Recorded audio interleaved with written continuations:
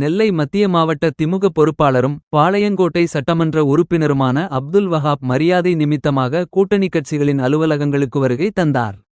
தொடர்ந்து மேலப்பாளையத்தில் உள்ள எஸ்டிபிஐ கட்சி அலுவலகத்திற்கு வருகை தந்த அவரை எஸ்டிபிஐ கட்சியின் மாவட்ட தலைவர் கோட்டூர் பீர் மஸ்தான் வாழ்வை அணிவித்து வரவேற்றார்.